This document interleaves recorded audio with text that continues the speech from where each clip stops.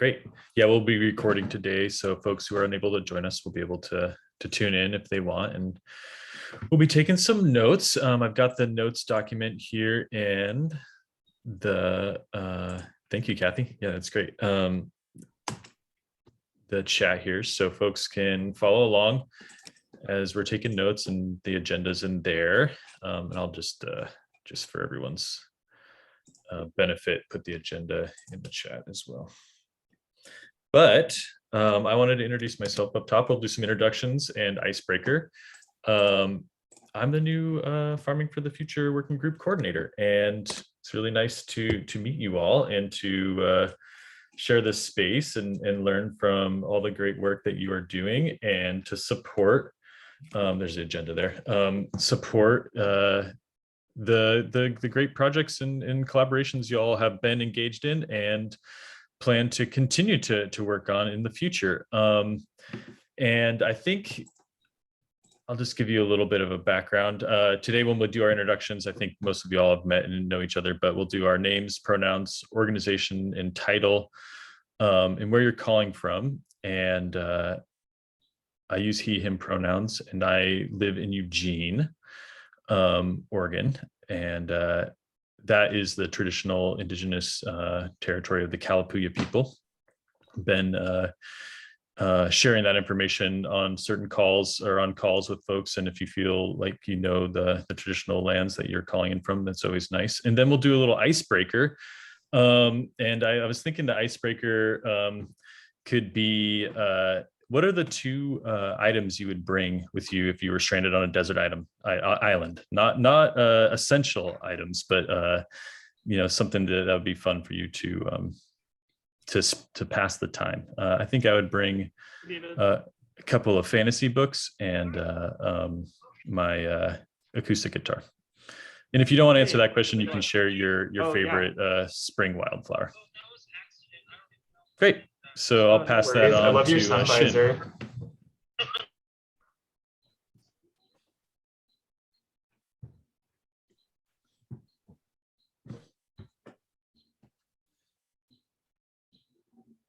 Go ahead, Shin. Oh, yes. Hey, everyone. Shin here. I use she, her pronouns, and I am the network coordinator. Wow, I forgot the word network for a second there. And non-essential items. That is a hard question. I'm not really sure. So I'm going to go with spring flower. And I'm just going to say daffodils because they're like the first tiny hint of spring that gives you a little bit of glimmer of hope. And then they're going to get frozen over, but they will survive. So that's on my end. And I will pass it on to Alice.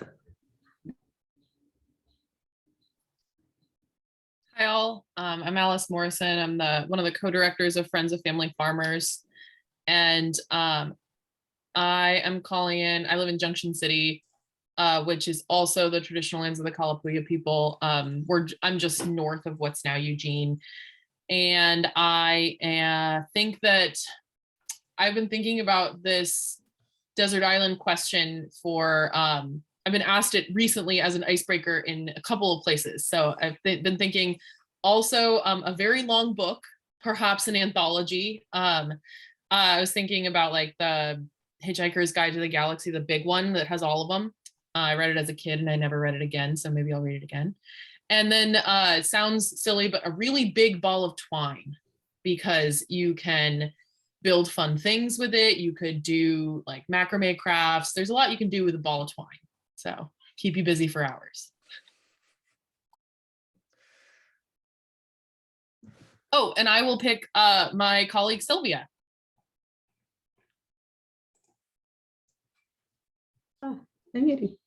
Hi everyone. Sorry I did not plug my camera, so I was on another call and I was trying to rush to get in here.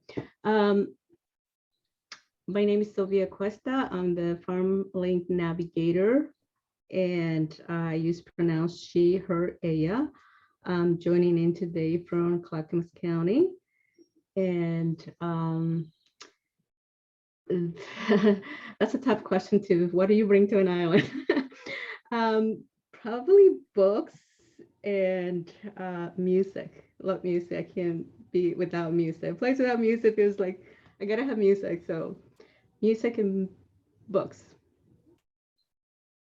And I'll pass it down to Tegan. Hi, everyone. So good to see your faces. My name is Tegan Moran. I'm with OSU Extension Small Farms Program, and I'm calling in from very close to Corvallis, technically Albany, on my farm. And this is the traditional homelands of the Mary River or Ampanofu Band of the Kalapuya. And well, my first thought about Desert Island was like, well, I'll take my daughter and my husband, right? Because, you know, how long am I there? I mean, daughter and husband. But then I was like, well, then would I bring my daughter to be deserted on an island? I mean, I don't know. So then I got more practical and I was like, okay, no, then maybe like a salt water purifier and my dog. Because then I was like, well, then I kind of have, so I'm going to be thinking about this like Alice has been for a while. And yeah. And I have to go by she, her pronouns. And I will pass it on to Tanya because I'm digging her grin right now. Hi, everyone. I finished my beans. Tanya Murray, she, her pronouns. I work for Oregon Tilth. I'm the farm viability specialist, and I'm based in Portland in St. John's. And I'm trying hard to not overthink things in my life. So the first two things that came to my mind were number one, coffee. And number two, music, which I was specifically thinking of the same marathon playlist that I've been listening to for many, many years, which is a little odd, but that is what came to my mind. So, but I like the question. It's a good one. I will pass it to Heidi.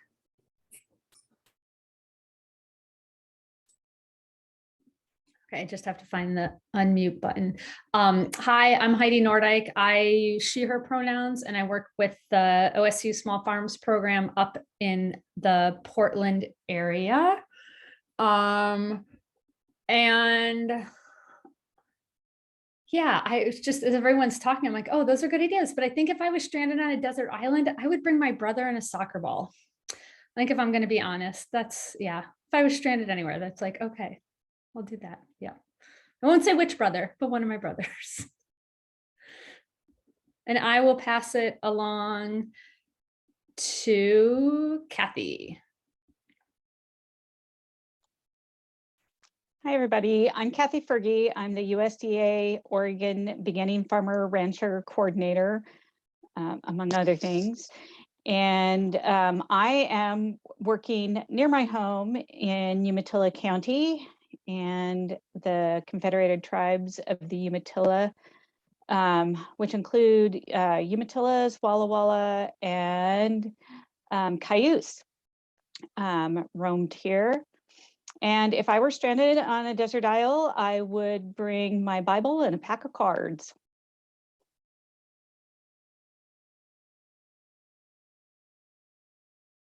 Oh, and let's see. D.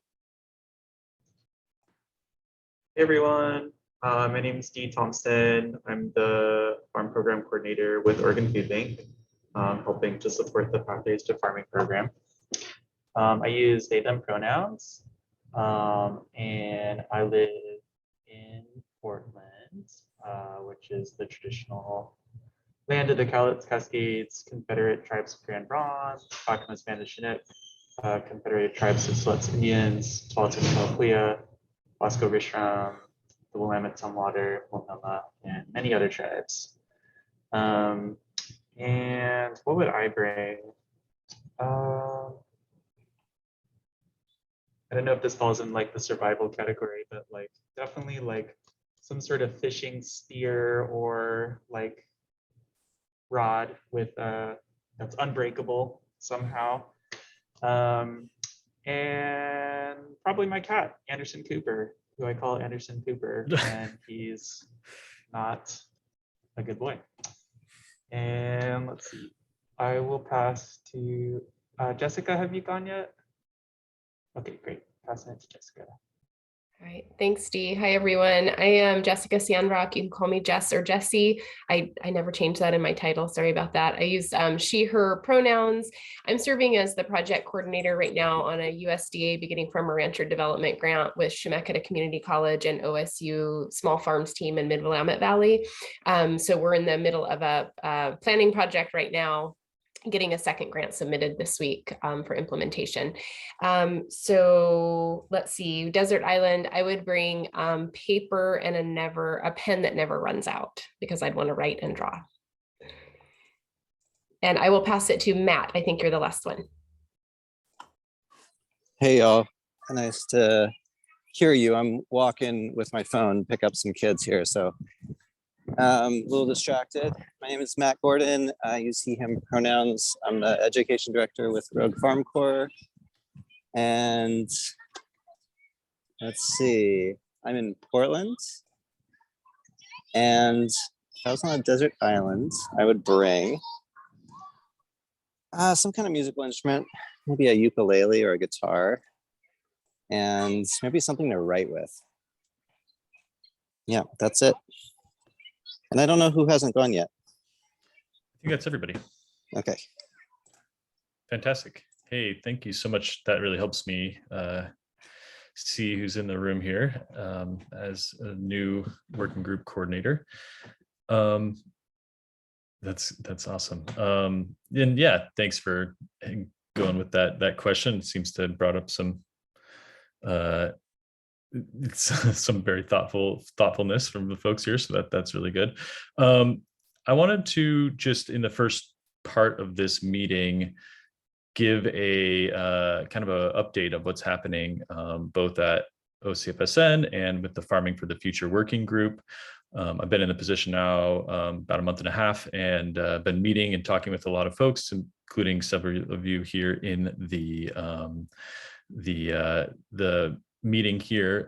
But first, I think we'll turn it over to Shin to give just a general overview and some really exciting updates about OCFSN and what's happening with the full network. Yeah, absolutely. I just have 3 key things I want to add, and then I'll pass it back to you. So first, we have been welcoming over the last few months a few new members, the latest one being the Micronesian Islander community as a network member. And, they have been hosting food box distribution events and providing culturally specific foods and creating cooking programs for their community. And also, we just opened the 3rd and final round of the disaster relief grant for farmers and ranchers. That will close on July 4th. I'll be sharing out some updated social media graphics and content before the end of this week. So I'll make sure to share that back to this group as well. And please help spread the word. And then finally, we've been making some updates to the website, and I'm just going to share my screen really quick, just so y'all can see it.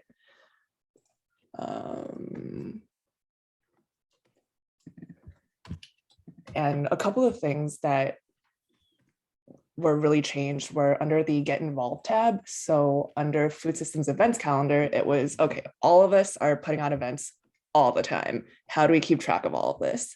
So this is just kind of one quick place to see all the different food systems events that are happening amongst our organizations. And there's also a way for folks to, shoot us a note, let us know to add something to this calendar. But, I was really building it for myself and then realized, oh, why don't we crowdsource this? And I'm sure other people can also use this. And then the other thing that was added was previously, the main communication about any opportunities within the food system would go out once a month at the very bottom of our newsletter. And well, those opportunities still exist outside of that one newsletter. So there's now a page that houses all of this. So there's a specific jobs page, grants page, and internships, as well as requests for proposals that we hear of and want to share out. And again, same thing, email us to let us know to add something to this. And I'll just go into one of these, for example. So under jobs, essentially just a running list of any of our member orgs that have opportunities that are open. That's kind of, so this will just be where that ends up living. So back to you, Andrew. Awesome. Thanks, Shin. It's been awesome working with Shin. We've been both now that Shin is a full staff member, and we have 2 staff, including myself, and it's great. We're really bringing a lot of capacity to OCFSN, so you'll be seeing a lot more of that as we expand into new projects and convenings and the like. Yes, and I just want to jump in right here, just because I just want to insert some energy and enthusiasm. Congratulations to you both, and I'm so glad that you are on board in these positions and that you are with us, and we are so thrilled to see what is possible with both of you. And just thank you for being a part of this community and for all that you do, and we're so glad you're here. Yeah, thank you so much. It's been awesome. Very warm welcome, and great working with Shin. I think we're working really well together. So there's a question, you actually have a question, Shin, about the amount of applications. So there has been a good amount, I would say, it's definitely been a growing amount from each round. So far we've had 2. The second round just closed on Friday. And there's definitely been lessons learned, because this is the first time, I guess, for a little bit more context, if folks haven't been following, is we were essentially awarded $1.5 million for this disaster relief grant fund. And we were giving money out in the form of grants, and grants upwards of $30,000 with a cap at $30,000. And we are prioritizing BIPOC and immigrant farmers. And we do that based on this grading scale on a rubric that we've created as we review all of the applications that are coming in. So based off of round 2, and well, I guess both of the rounds, it was just kind of understanding that certain communities, and we knew this already, but certain communities, it takes some more time for there to be trust built up to even apply and to know that this is for them. And so that was also the impetus behind me finally making an Instagram account. So and social media, this way we could have some like easier to read graphics and be able to address some of the like micro farmers or other groups who maybe aren't hearing of it in the mainstream form avenues that we were sending it out before. So I think that's one of the lessons learned, and just being able to connect with key folks who are very plugged into the community and to have them be able to share about the ease of applying for this, and just again explain that this is for them. And I think one of the key differences with our particular grant is that we have made it really accessible. So we've heard from folks that it takes, anywhere from, depending on complexity of their business, anywhere from like 15 minutes to like 60 minutes to fill out this grant application. And there's not a huge there's no grant reporting requirement attached to it, because that's something that we've heard in the past has been, a block for a lot of folks, because if it's their whole job to, run their farm, they're not necessarily going to be able to do the really intensive reporting that sometimes grants require. Yeah, so there's more interest than there is funding, right? Yeah. Which is good, but also sounds like, this is the disaster relief, OCFSN, not the ODA.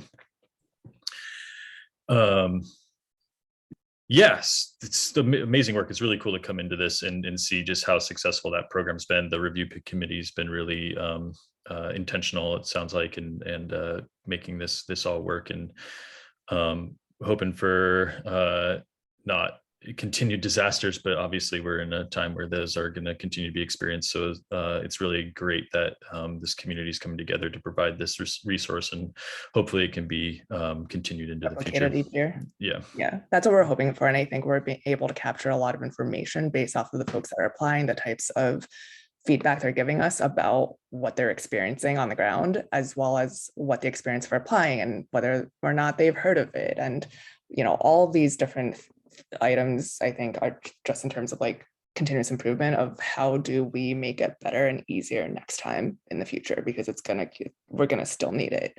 And how do we make sure that some of the feedback for the folks that we are addressing, because again, like we always encourage folks who are eligible for ODAP, we always encourage and push them to ODAP. However, we're trying to catch everyone else. So then it's gathering that information of who's getting excluded and how can we help provide that feedback back to see if there are changes that can be incorporated for larger programs like ODAP. Fantastic. So yeah, that's really great work, and thanks, Dee. That's great to hear that you're communicating with farmers, that they're happy with how it's going. So I want to just give you all a little bit of a background of what I've been doing over the last month and my understanding of the working group, the Farming for the Future working group, and what the other subgroups have been engaged in. Like I mentioned, I've been having one-on-one meetings with many of you and other folks engaged in the different subgroups, learning about your programmatic work with your organizations, but then also how you've engaged in this collaborative space of the working group.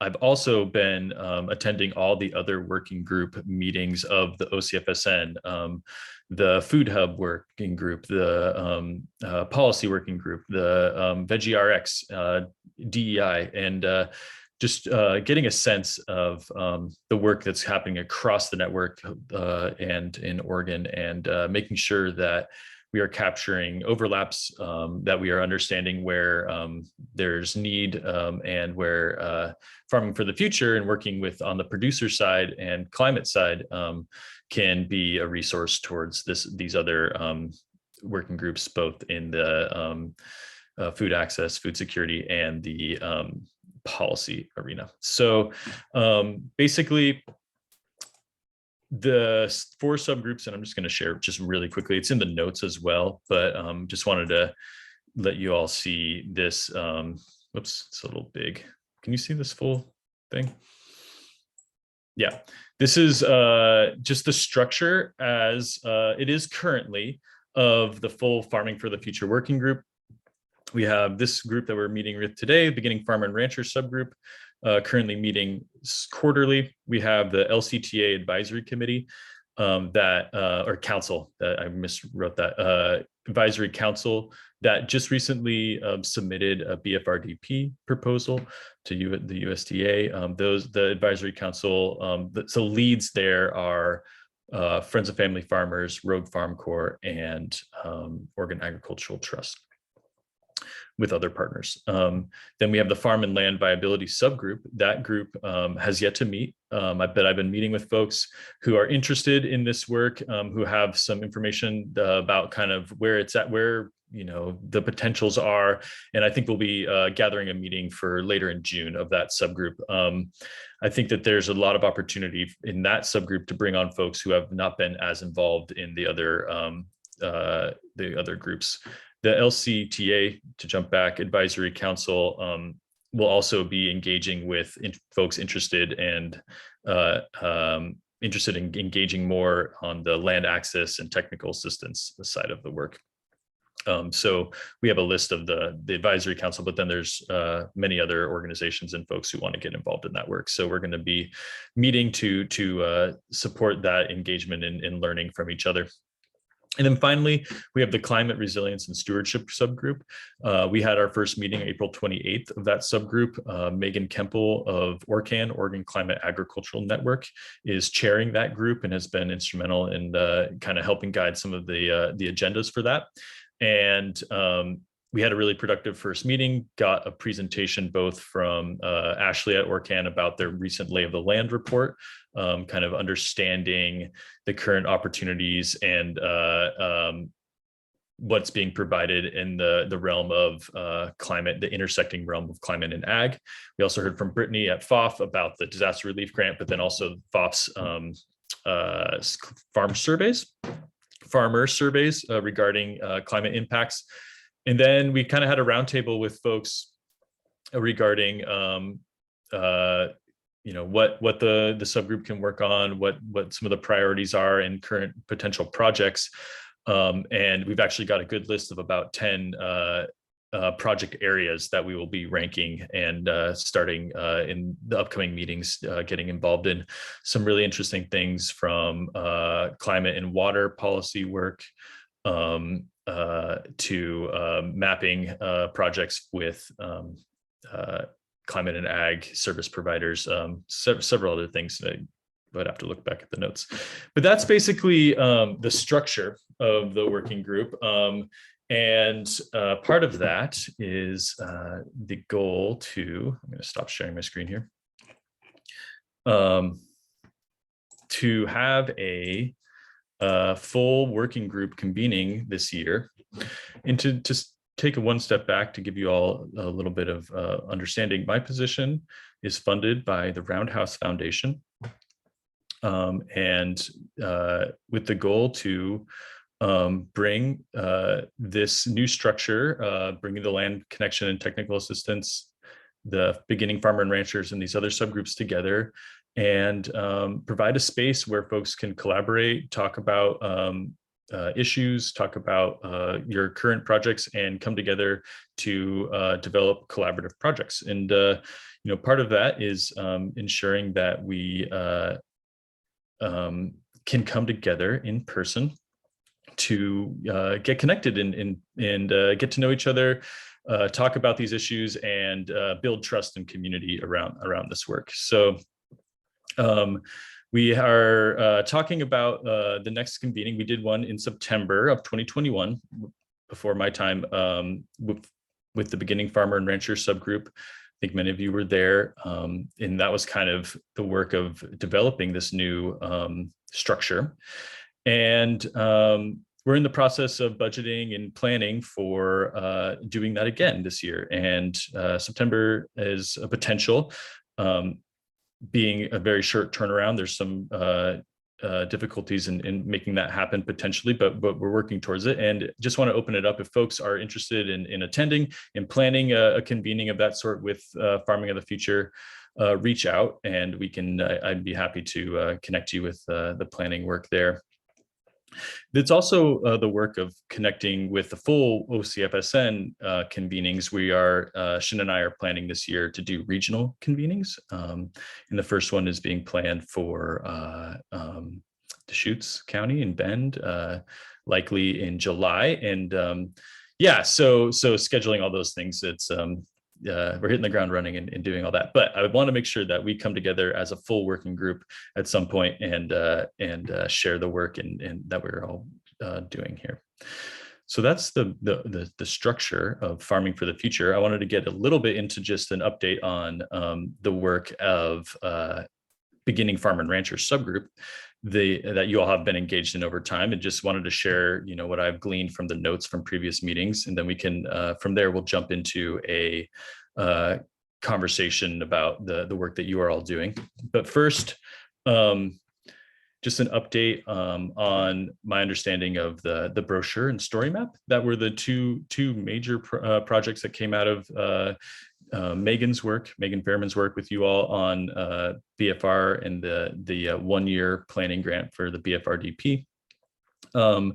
Talked to Sylvia and many of you and Tegan and Heidi about this, and the story map. I've heard the limitations that have been run into, and I've been talking with folks like Lauren and folks at OCFSN.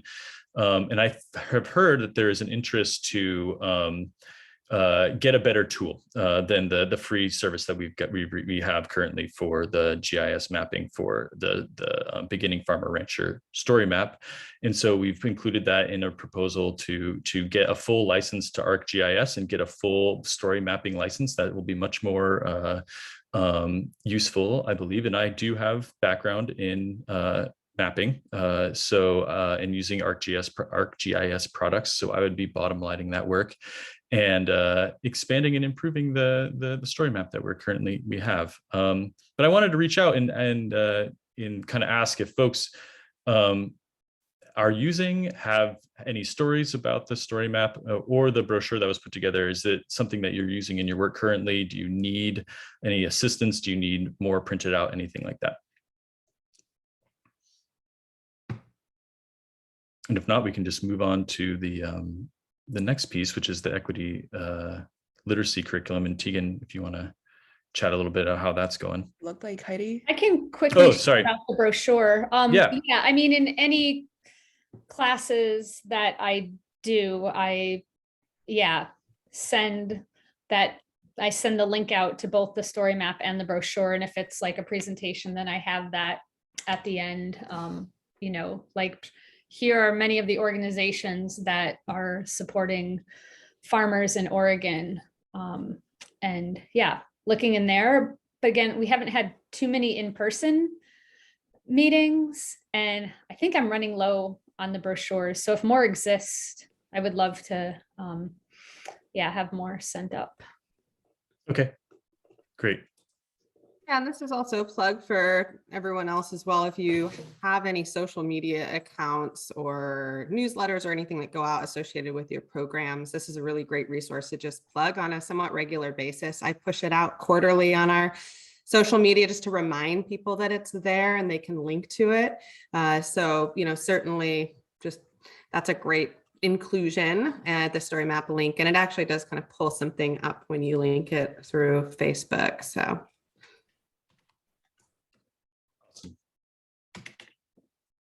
And we have a quick thing here from Matt. They hand out the physical brochure to the farmer training participants every year. Okay, great. Tegan, do you want to give an update on the equity literacy? Yeah, so I think most should be familiar. So this group, along with other partner organizations over the past couple of years, have been involved with a project of putting together an online self-paced anti-racism and equity curriculum for farmers and ranchers in particular. It is alive and, you know, it's been pushed out. All of you are invited to participate. In fact, part of the intention of this group being involved with the development was that it could serve as professional development for anybody associated with the working group. And I do know that several of us are also going through it either with farmers and ranchers directly or within our organizations. The vision and idea is that we're going to have rolling cohort discussions. And so this group will likely be extended invitations to come and join conversations. I'd also will be hosting some specifically for those associated with this network to come to a space. So I'm going to put the link to register for that online curriculum in the chat for anybody who hasn't done that yet. And if you have any questions about what it entails or just want to chat more about the project, I'm always available to do so. And I'd also open it up to anybody else on this call. So Friends of Family Farmers, Rogue Farm Corps. We're also an EcoTrust who's not on here today, but we're other partner organizations in putting this together. And if there's any questions, happy to answer.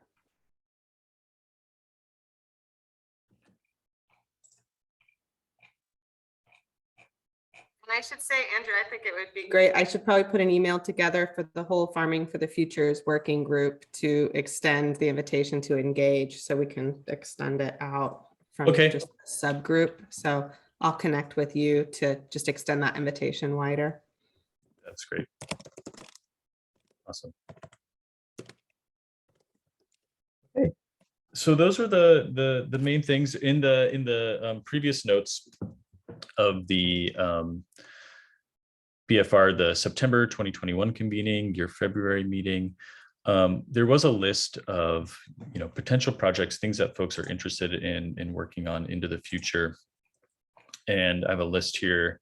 I'll just read it out as kind of a prep in the lead into our round robin. I think it'd be great to hear from you all of what you are working on and specific needs and interests for collaboration. And I think part of that is asking who isn't in this room right now, and who we'd like to invite into this space and understand maybe why they're not engaging, and how to expand the network of these resources and these projects that we'll be working on to a broader group of service providers. And it sounds like Sylvia has the printed brochure. Great, thank you, Sylvia. So some of the potential projects: curriculum review, different levels of training around the BFR continuum, providing online recorded classes, generating policy ideas, needs, and advocacy. These are very top level collaborative grant writing funding. I think we can get into specifics of that today, maybe. Coordinating regional farm tours and farmer-to-farmer skill shares, sharing successful business plan implementation and collective models, system sharing communications, for example. So, how can we be more effective in our work by sharing some of our systems and tools, and program outreach. Tegan and I also discussed a resource review project, what's really understanding what's already out there being provided. And let's see here. Yeah, those are some of the top things that I was able to pull out of the notes from previous meetings. But I want to get it out to all y'all to kind of talk about what you're working on, and where there's some excitement happening, and some exciting places for collaboration or potential, even if you wanted to share what you're working on. So does anyone want to jump in?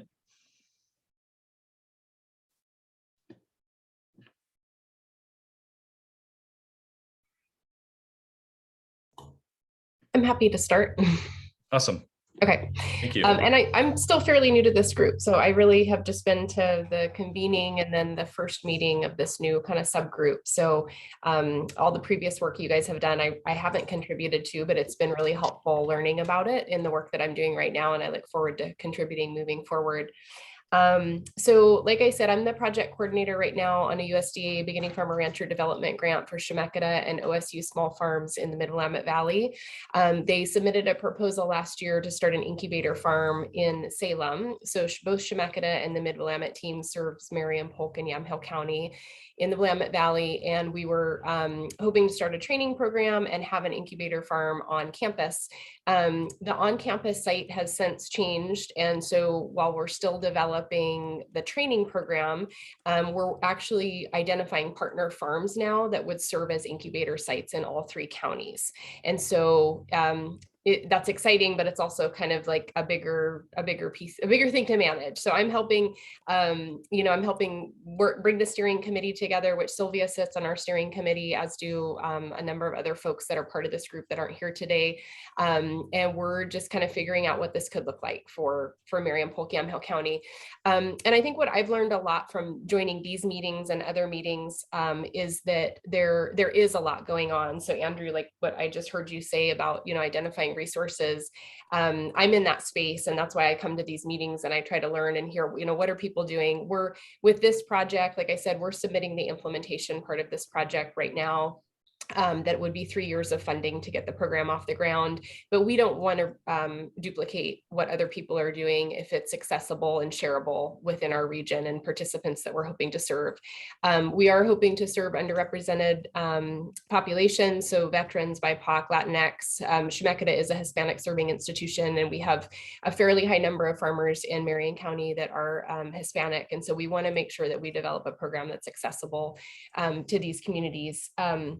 So in this planning phase, I think what I could use the most, like from groups, is any of you that can share needs. So what you're hearing people say, we need this, like I just heard Shin say, farmers have these grant opportunities, but they really need support.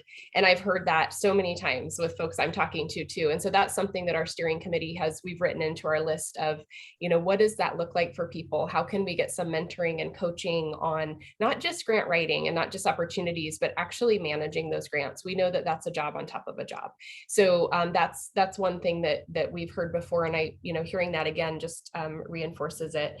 And so I think if any of you have needs from the groups you're working with in terms of farmers that I can tell you right now, the 3 main groups we've identified are farming principles and practices, a lot of regenerative and climate smart agriculture needs. Like, people just really want more information right now. So that's top on our priority list. Equipment, training, maintenance, and mechanics, that's top on the priority list too. But then the other big groups are business development and management. So financial literacy and farming, like really helping new and beginning farmers understand what they're getting into and how to set up records and, to try to create a sustainable business. But then there is this food sovereignty piece that originally this proposal was written with the measurement being new businesses, new farms being started. What we've learned in the last 9 months is that we have to value, there are a number of people wanting to produce food, not necessarily to start a business, but they want to produce food for their community. They want to grow culturally appropriate foods.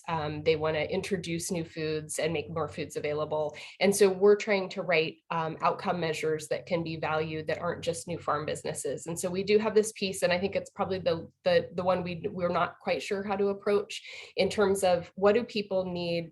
What do they want to learn more about? What do they need to learn more about? How can we incorporate this into information that we can share in training and distribute out?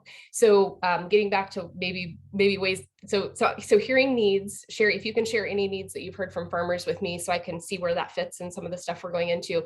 But then also, if you're already doing any of this and it's accessible to folks, we don't want to duplicate it. We want to send people your way. And so, any way that we can collaborate, where if we create some new training that's available in Marion-Polk Yamhill County, but if there's something that's accessible somewhere else in the state, we don't want to redo it. We want to send people to organizations that are already doing it. And then we want to help people connect to, if they need land after all of this, we'll connect them to partner farm sites that are serving as incubator farms, or send them to other incubator farms that already exist. So that's kind of the big picture. And I tried to keep that short, sorry, but there, yeah, I'll stop talking now. Thank you. I think really quickly, to Jessica's point of let's not reinvent the wheel and let's make sure people are aware of the resources that already exist.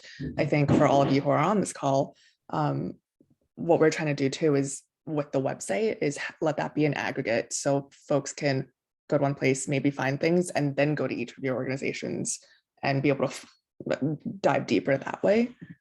So I think that's just something to call out. If there are specific things that don't currently live on the website, but that are useful and folks use it quite a bit, to let us know, and we'll make sure we get that added.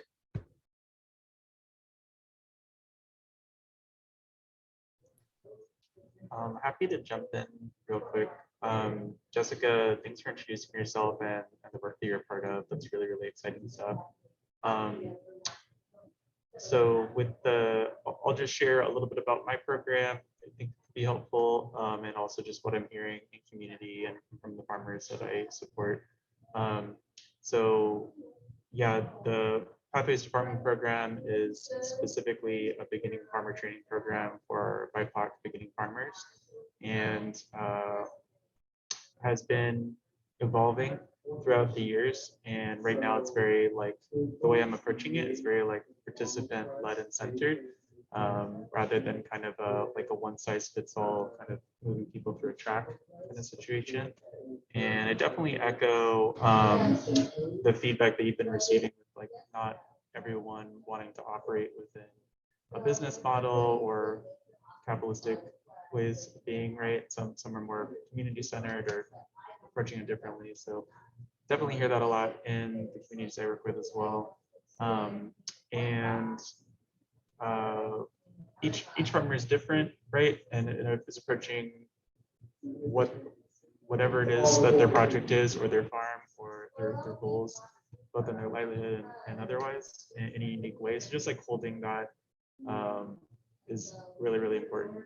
And the main thing that we're talking about right now, which I'm hearing with a lot of other folks who've been in incubator programs, is just that land access piece at the end. And currently, the way that we're approaching the program is, we offer land and water free of charge to our participants. And we have 2 offsite farmers as well, or 2 offsite farms. One of the farms has 2 farmers. But we're not graduating people from our program until they're on land that feels like sustainable for them long term. And that could be anywhere from like, you know, a lease that feels manageable all the way to outright owning land, which is really my North Star with all of this, especially when we're talking about like larger equity work within the food system. So that's where I'm searching for right now. You know, I know a lot of people have been laying the groundwork on this for years, and interesting ideas coming out around like collaborative farming models, and kind of like farm cooperatives being a pathway forward to land ownership, and even just aside from the land ownership itself, it's like yeah, just like all the benefits of working in community and holding multiple people, you know, responsible or in care and stewarding a specific space. So that's a little taste, but we should definitely connect. Really excited to hear about your work.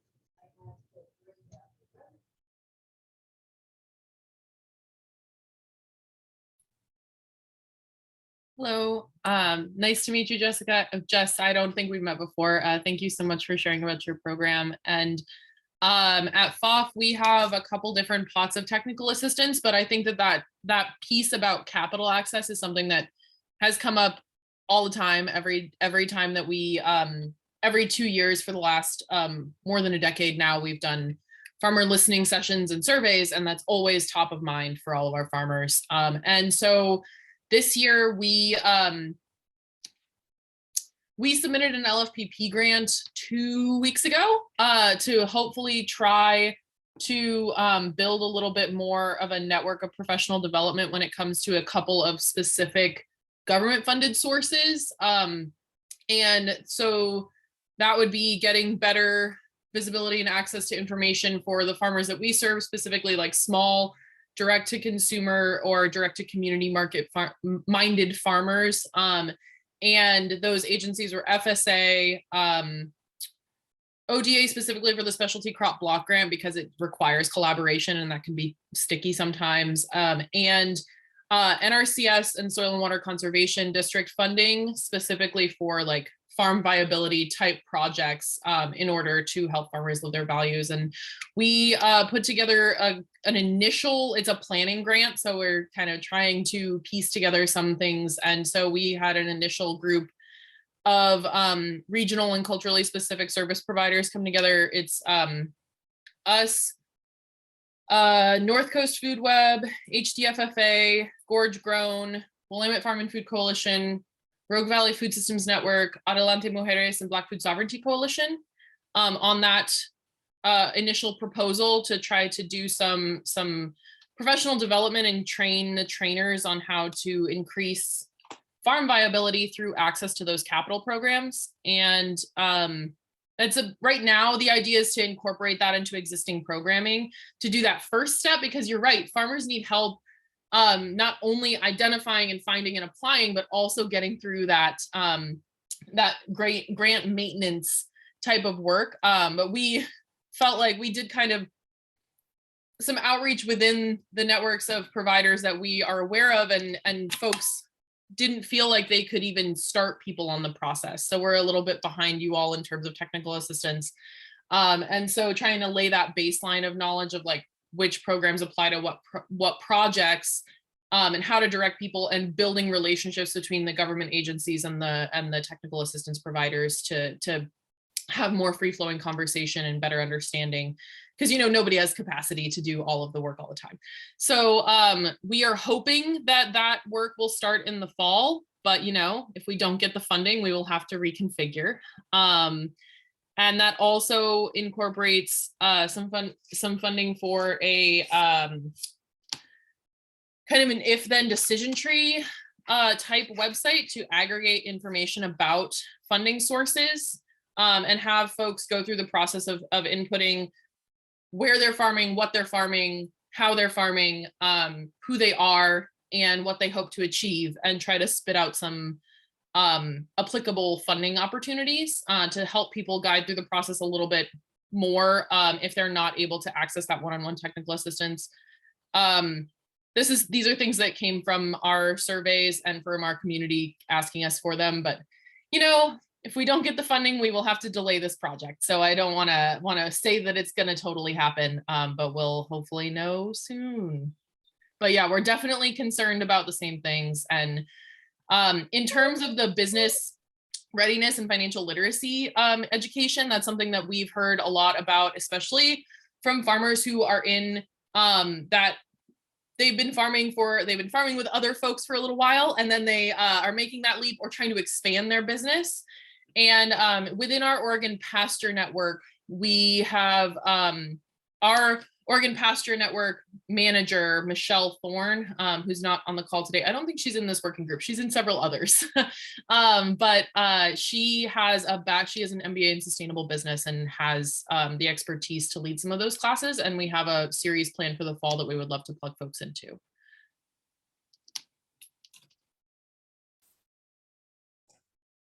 Great, thanks for that. Kathy, I see your hand is up. Yes. Alice, that project is so exciting. I was thinking of something along the lines, only on a much smaller scale. The Beginning Farmer Rancher program has been offering the quarterly sessions, and they've been relatively well attended. But I got to thinking, maybe we need to do something for the service providers. And we had kind of talked about doing something as we were planning the last convening. And it ended up being more of a, these are the services we offer, rather than this is how you fill out an FSA application. But that's really what's needed. So a couple things, probably we should talk, maybe not as part of this group, we need to set up a time to get together, but our agencies are willing,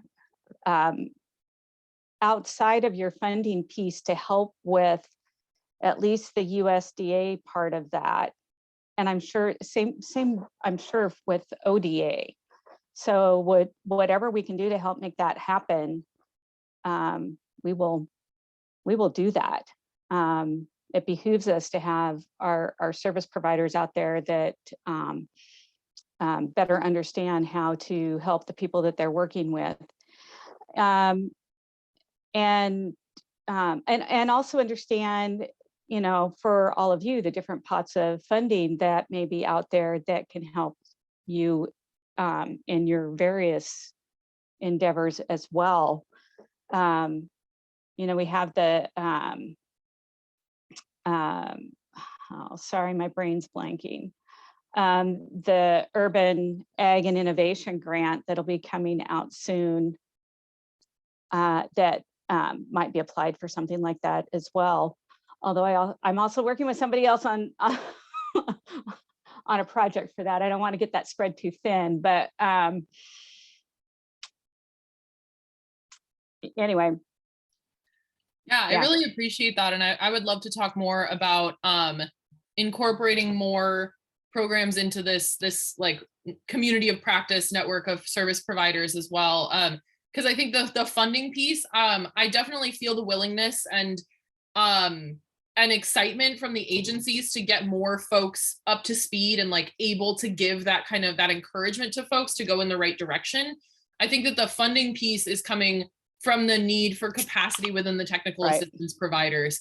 And so, yeah, we're like walking that line where we want to make sure that we're both incorporating this into existing programming and offering new programming and compensating people for being able to take time out of their other responsibilities. There's always a million pieces, but I'm going to put my email in the chat and I'd love to talk more. Okay, sounds good. And same, actually, anybody here that has a project that they think would be assisted by USDA kind of bigger picture, I'm happy to visit about that. And I used to write grants back in the day, so I've got ideas on that too.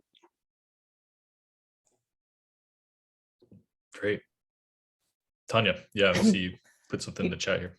Oh, that just sounded a little bit to me like it could be a SARE PDP professional development program grant. Like that's what funded the National Farm Viability Conference. And so just a thought there, and those are a fall, like November deadline typically.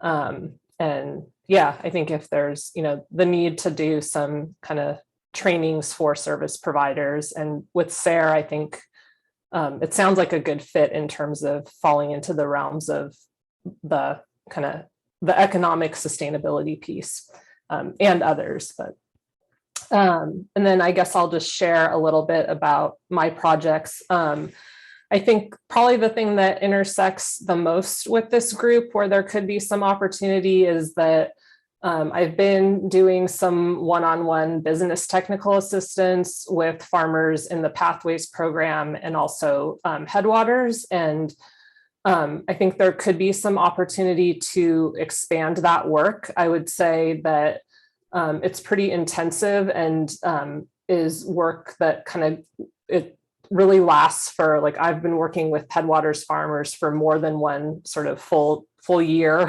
And I'm looking for that kind of longer term engagement. And the way that it's worked with both Pathways and Headwaters is that I've actually kind of teamed up with the person in their organization. So Dee and I have been working together, and then Rowan and I to support the farmers. So I kind of bring more of that specific technical assistance expertise in the realm of business management, and then having someone more on the ground who has the relationships with the farmers and can kind of check in with them on a more regular basis around implementation is really helpful. And so that's been the model that we've been playing with, and it feels like it has a lot of potential. And so anyway, just wanted to put that out there. I've mostly worked with vegetable farmers, though I think that I've done enough with some livestock producers that there's probably room for that.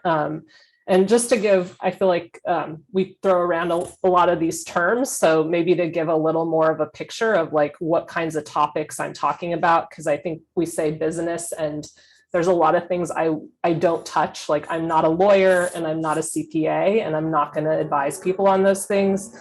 But what I work with people on is, really setting goals for profit in terms of what their needs are for their business, and then looking at sales planning and kind of what the opportunities are in terms of what they can sell, which often goes back to having some records, which is often a gap. And so then we kind of get into, how can we set up your record keeping systems for this coming season? And so that you will have that information going forward to make some solid sales plans.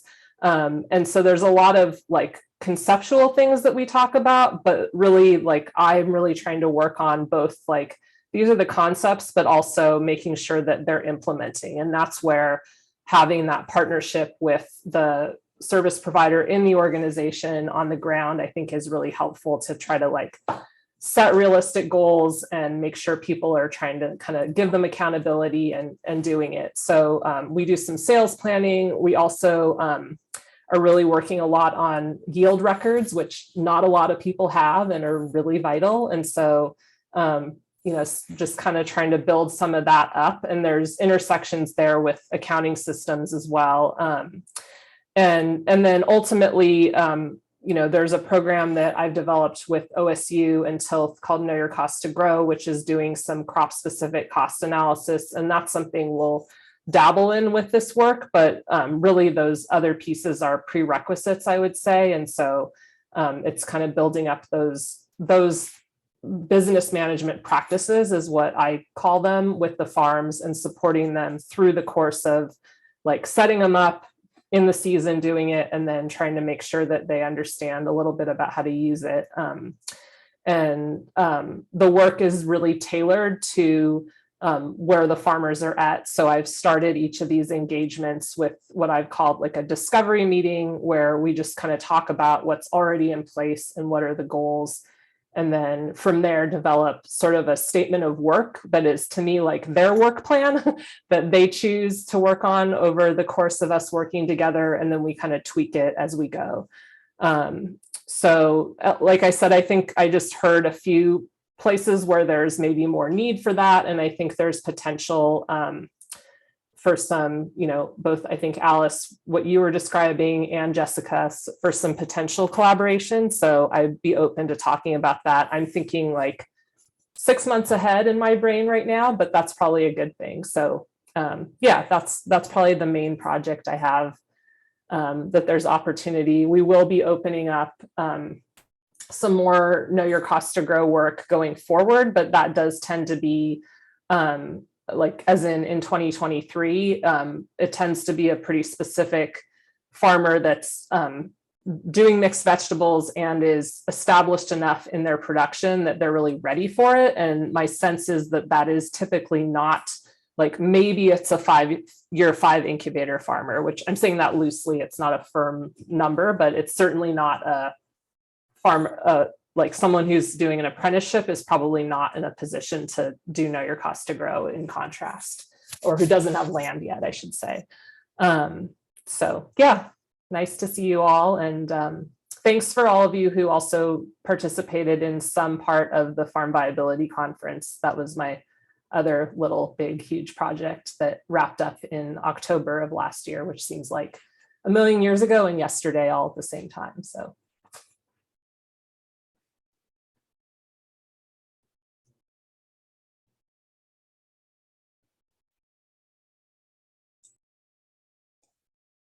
Great, that was super informative. Thank you, everyone. Anyone else who hasn't shared?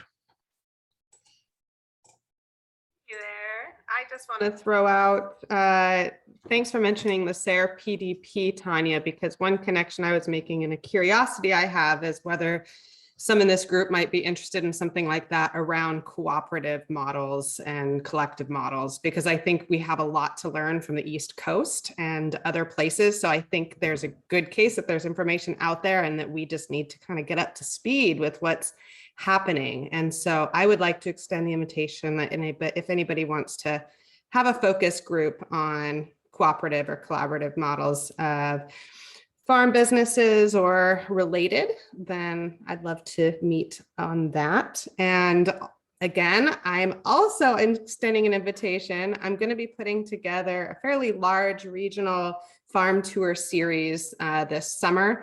And one of the series is going to be veteran owned and operated farm businesses. And so Jessica, definitely, I work in Lynn Lane and Benton counties, and Marion and Polk just makes sense to pull on in for that. So if anybody is interested in thinking about what that could look like, happy to expand the region.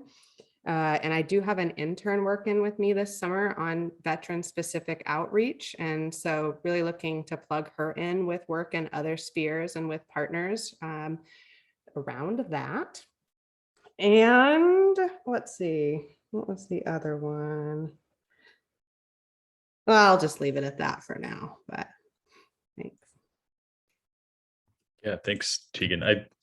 In my conversations with folks, the one-on-ones, many people have brought up this cooperative, collaborative models, farm land ownership. That sounds like a potential thing that we could convene under the Farming for the Future working group to share more. I am connected to the Pacific Northwest Cooperative Development Center out of Corvallis, or not, out of Olympia. And so, yeah, it would be great to learn about SARE. I've seen their materials on that and sharing that with folks. They have a great handbook, and then maybe inviting someone from the Cooperative Development Center to give us a background on what's happening here in the Pacific Northwest, and then finding who we need to talk to on the East Coast. And yeah, I think that would be fun, and I'd be happy to help convene that group. Heidi. Hi, everyone. Thank you all for sharing, and I'm always just grateful for all the work that you all do with our farmers. Just going to give a little plug. Small Farm School is going to be on September 12th at Clackamas Community College in Oregon City, and Jessica and Andrew and Shin. Yeah, that's a one-day event for beginning farmers. And we have a farmer that's helping kind of put together some of the workshops or ideas for workshops. And there's one that is applicable to the conversation that we've been having on like the Farmers Act. He was like, you know, it would be really great from a farmer perspective to just have like boilerplate language for a grant. And I said, oh, but grants, they're also different. So we have Rich Schwartz, who's going to be speaking like from the value added VAPG, is it value added producer grant? Like his experience on that and technical assistance. And then we're reaching out to somebody else that might have experience in other grant applications. And then as people were talking, an idea popped into my head of how wonderful it would be to have like farmers that we work with that have received grants to do like just a short video, like 2 or 3 minutes, talking about like, you know, here's a grant I applied for, this is what we did, boom. And just that as a resource. And I'm just thinking like, could that be tied into like a grant application, just where people, right? I mean, because a lot of the farmers that I work with, like their best experiences are when they learn from other farmers, of like, oh, you were able to reach that, or a podcast. There we go, Tegan. But yeah, just looking at accessible things.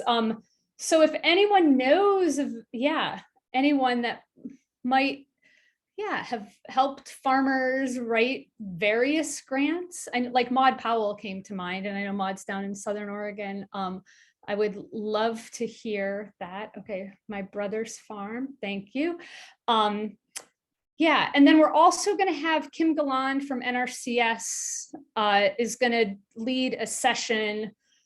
And she said, you know, we should probably have someone from FSA in there also, just starting the paperwork for like getting set up in the USDA system. So people are actually like doing that in the session there. And then Kim will talk about some of the different grants that are applicable to the audience from NRCS, and lots of other classes also. I'll share like the idea of sessions that we're going to have.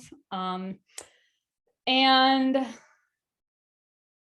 I think, I mean, speaking of Tegan, like the cooperative collective model, a farmer reached out to me in March that said, you know, she would love to have like a listening session for legislators and decision makers from like just hearing from farmers what those struggles are. And so I like talked to Andrew about this, and Lauren, and then a woman up in Vancouver who her name is just Judy Waite, Judith Waite.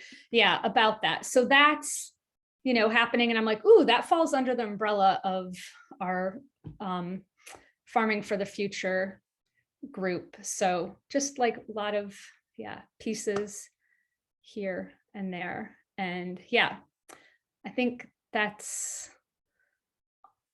all that I have right now.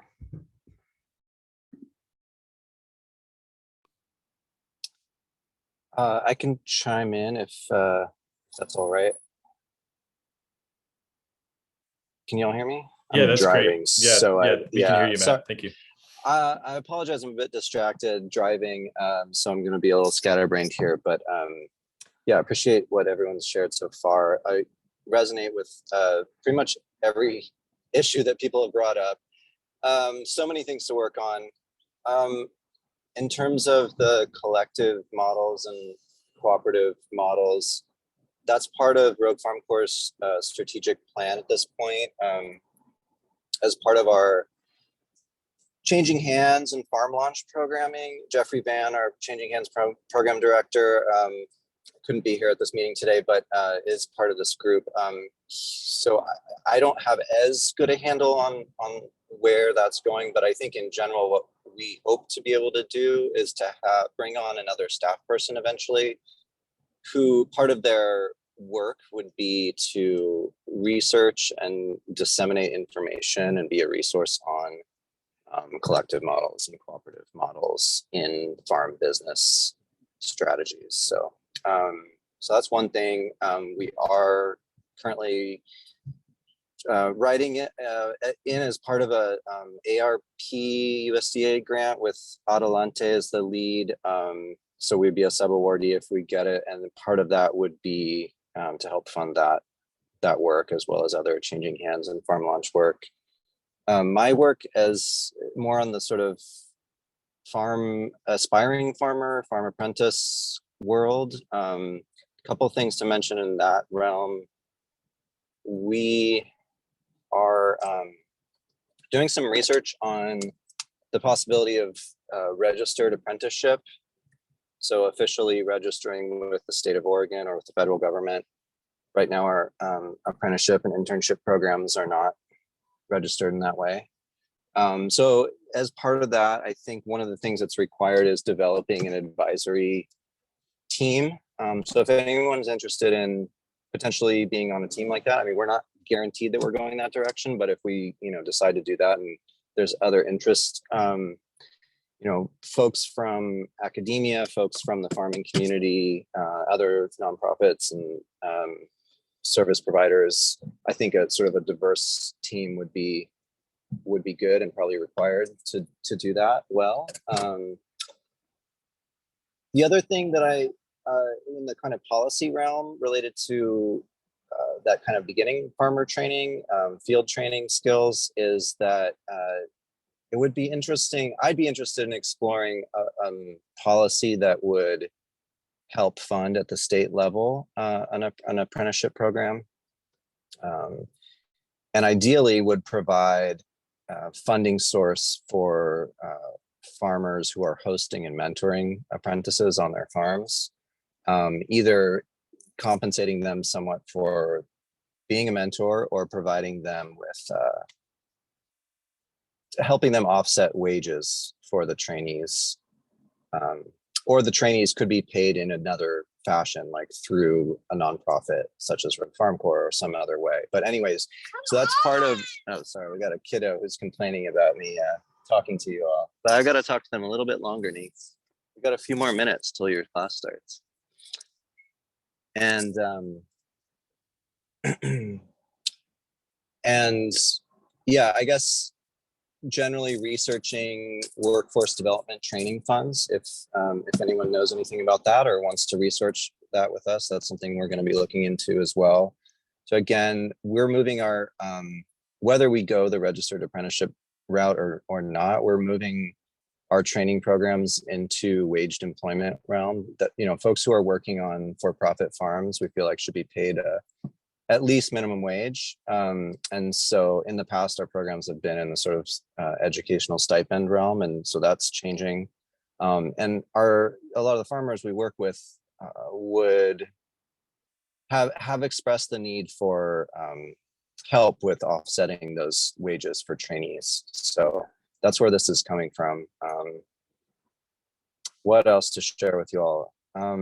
So we've identified the need also for some maybe more of a soft entry point into farming for farm curious aspiring farmers. So part-time entry-level farm training sites where Rogue Farm Corps staff would have a hand in the day-to-day training. So right now we work with partner host farms who provide the day-to-day hands-on training for our interns and apprentices, but we feel like we can't really guarantee the environment that they're training in, right, in those sort of situations. So we have a goal of establishing some teaching farm sites in various locations around Oregon, with partner farms or nonprofits, or other institutions that have land or access to land.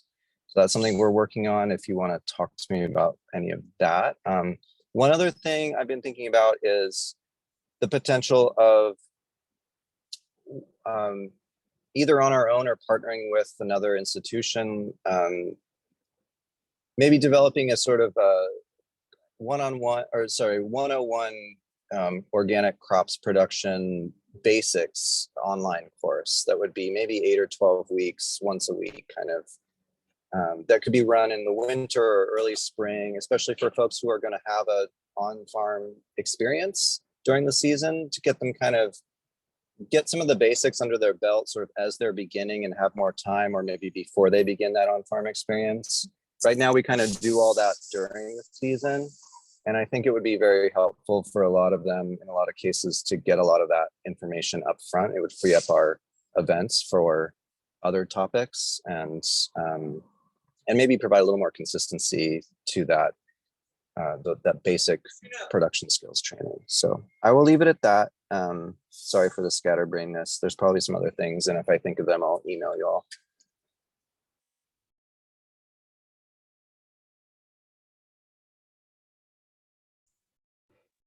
Awesome. Really interesting stuff here. This is I hope folks find this valuable, having this space to talk about this and hear what each other are working on, and finding avenues for connection. Yeah, could open up one more kind of, if anyone else has any last thoughts, and then we can do a little bit of wrap up. We got about 10 minutes left, and we can talk about the timing for our next meeting, and any kind of subgroup or project groups that need to be meet up. It sounds like y'all have your folks that you need to reach out to for specific projects, but want to keep that open. So leave it open a little bit longer for folks, and then we'll jump into talking about next meeting. I wanted to share a little bit, if it's okay. Yes, please. Yeah, so our Navigate program, it has space right now. We're still taking applications for backpack farmers that need support with land access. So if any of you work or know of any of those farmers that need that help or support, let them know about our program. Also want to, again, second or third or fourth to all the concerns and issues about getting support with grant information. That's one of the things that came out a lot in our listening sessions, as well as the Spanish session that I had. That it is a lot of need and support on that area, especially for Spanish-speaking farmers. But this disaster relief grant, I help through the farmers of the Spanish-speaking farmers with their grant, and I spend a lot of time talking to them. And I was like, because I helped them clarify some questions for the grant through my colleague Brittany. They kind of were, I was like the contact person, and every time they had questions about it, they will reach out to me because they have no one in the disaster relief group to answer those questions. So in the future, it'll be nice to have someone to do that, so that available to answer any questions for farmers in the Spanish-speaking area. Also was thinking that to do a farm tour for our participants in our Navigate program, Latino farmers, and if you know any other ones that would like to tour Spanish-speaking or Latino farm productions owned by Latino farmers, I feel like it will be great to inspire them, because a lot of the those farmers, Latino farmers, don't think that it's possible. They feel very, still like a little shy. Maybe is this going to work for me? I don't know. So there is a few farms, established farms that are successful, and wanted to bring those farmers in our program to visit those farms to get inspired and learn from other farmers that are already doing that. So also I'll send that information once it's more clear, the plan. And if you have anybody or know anybody that would like to take part of this tour, that also is invited. That's it.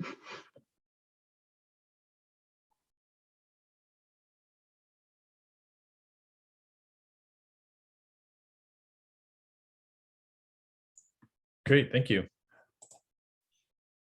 Okay, so we're recording this. We're doing a transcription, and we'll put those all in the notes and all this information so folks can go back and hear and get reminded what all the different members here are working on.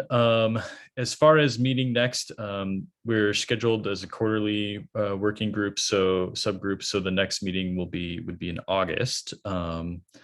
If that sounds good to folks, we can do that. And it sounds like the 2 to 3:30 timing works for many folks, and I can like to send out a doodle poll so we can try to get more engagement with the folks who are unable to attend this time. So that sounds good. And I'll take silence as a yes, I guess. So we'll be doing that in August. And then it sounds like y'all have your interest areas that you want to meet up with folks. Is there an interest in pulling together a meeting to talk about cooperative collective models? And yeah, I don't know, that was one thing I heard here as a potential subgroup or a project to work on outside of this working group. Anything else that I missed that we want to be pulling out as a group that I can be a resource in assisting you all in meeting and doing the scheduling, note taking, all that stuff, so it's off of your plate.